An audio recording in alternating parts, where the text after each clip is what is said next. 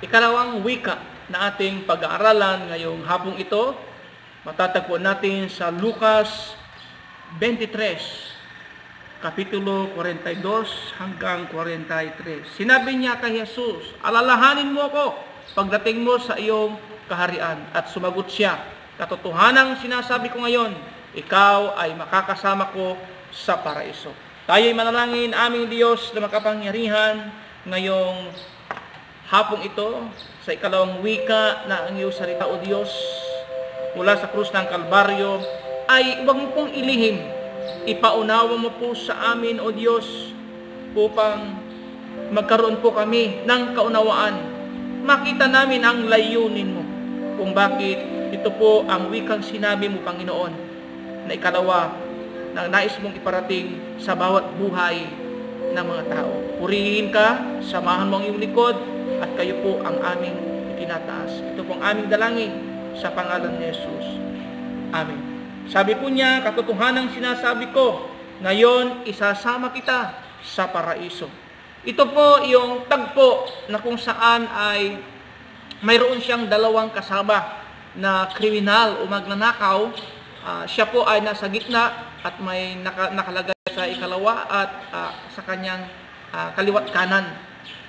Sila po ay sa panahon pong iyon, ang pagpako sa krus ay katumbas ito sa panahon po natin ng tinatawag na noong 1970 ay sede electrica o lethal injection o parusang kamatayan sa ating panahon po ngayon. Kaya ang tinatawag na krus ay ito po yung tinatawag na barbarous form of death. Ito po yung kaparaanan nila na kapag sukdulan ang nagawa mong kasalanan, ito yung parusa po nila katumbas ng ulitin ko, katumbas ng tinatawag nating lethal injection, seria electrica sa ating kapanahunan ngayon.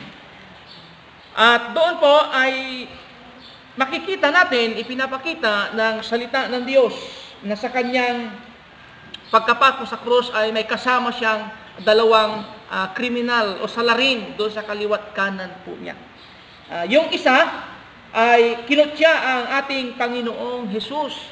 Sabi po niya, kung ikaw talaga ang anak ng Diyos ay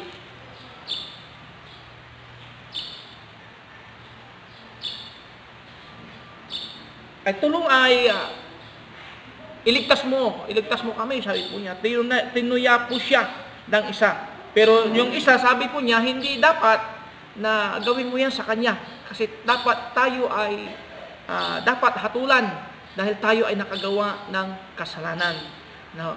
Pero ang sabi po ng isang kwan po doon, sa kanyang pagtatanggol sa ating Panginoong Jesus, sabi po niya, subalit sinabi niya, "Alalahanin mo ako sa iyong kaharian." At sumagot siya, "Katotohanang sinasabi ko sa iyo, ngayon, ikaw ay makakasama ko sa paraiso." Isang katiyakan na ang isang tao na kapag kinilala ang kanyang nagawang kasalanan sa harap ng Diyos, ay ito po ay mayroong pagkakataon na siya po ay makabalik muli sa piling ng ating Panginoong Diyos.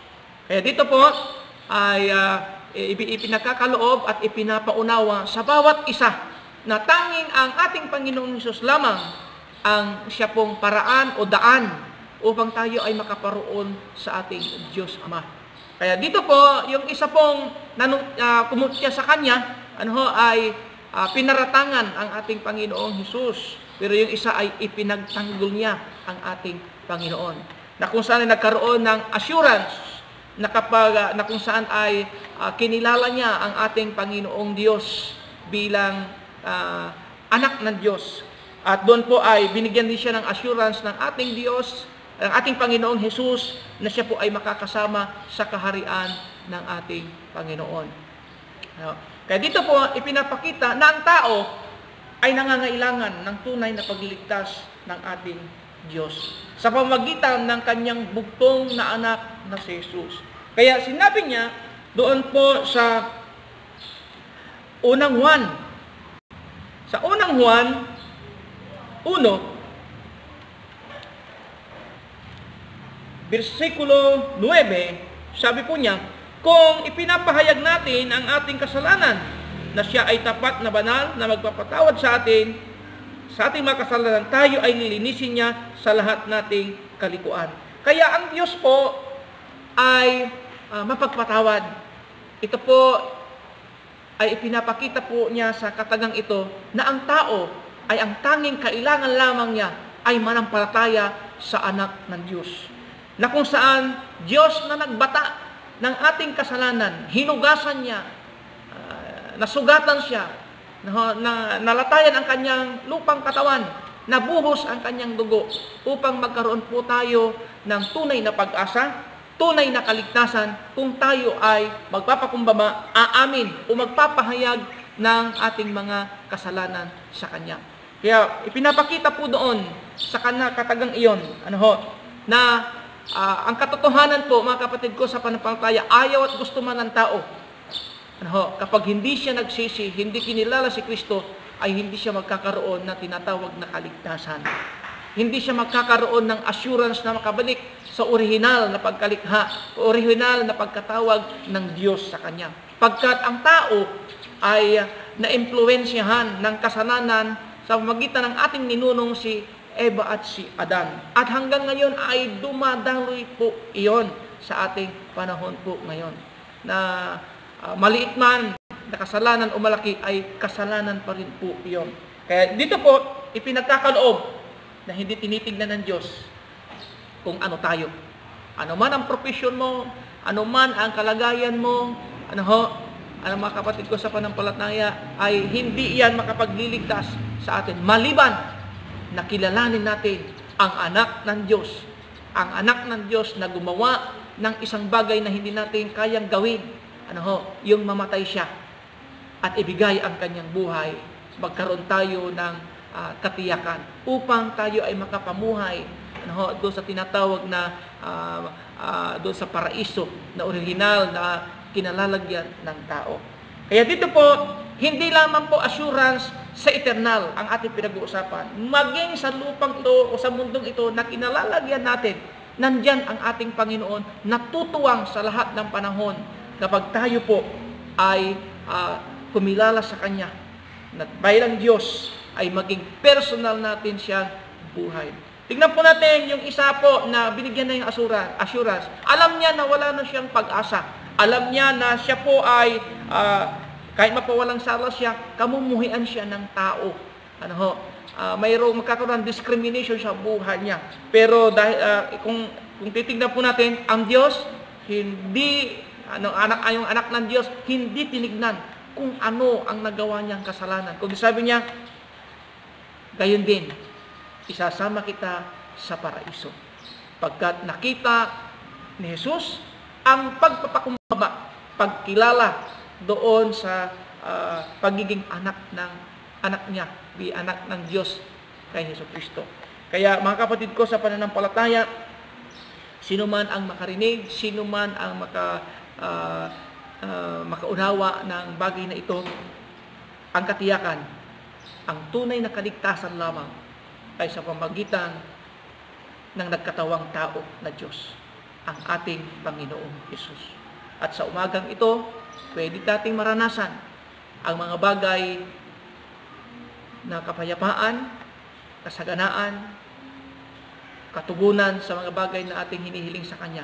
Kung tayo ay lalapit sa Kanya, kikilalanin natin siya bilang Diyos at sariling tagapagligtas, at tayo po ay Kanyang sasamahan sa lahat ng panahon ng ating buhay.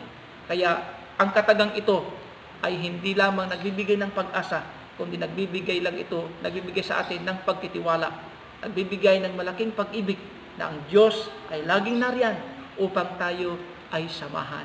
Kaya mga kapatid, mga kababayan, sa oras na ito, nananawagan ang ating Diyos na kung sino man ang kikilala sa Kanya ay pagkakalooban niya ng buhay, buhay na walang hanggan at katiyakang kaligtasan sa hinaharap maging sa kasalukuyan.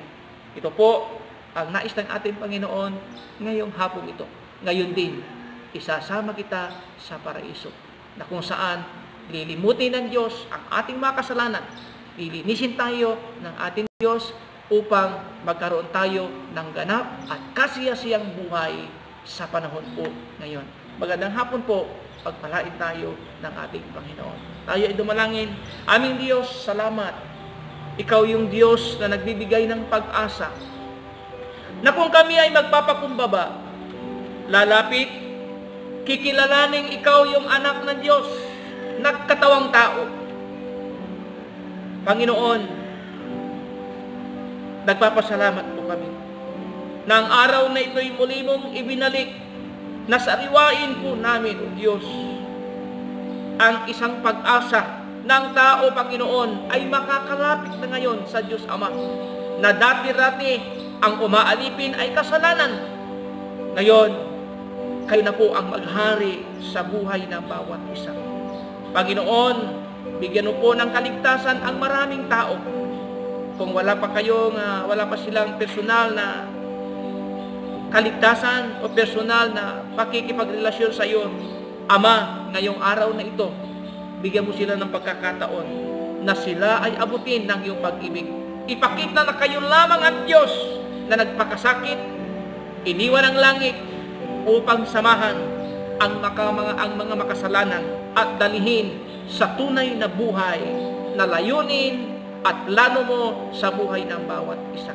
Panginoong Hesus, salamat, itinataas ka namin, pinupuri ka namin at niluluwalhati. Pagpalain mo ang mga nakikinig, pagpalain mo, O Diyos, ang buhay po nila, maging ang kanilang mga pamilya, lalong-lalo na ang aming bansa. Nakilalanin ka bilang Diyos at sariling tagapagligtas. Ikaw ang itaas at paghariin sa puso nila. Ito ang aking dalangin sa pangalan ng Ama, ng Anak, at ng Diyos Espiritu Santo. Amen.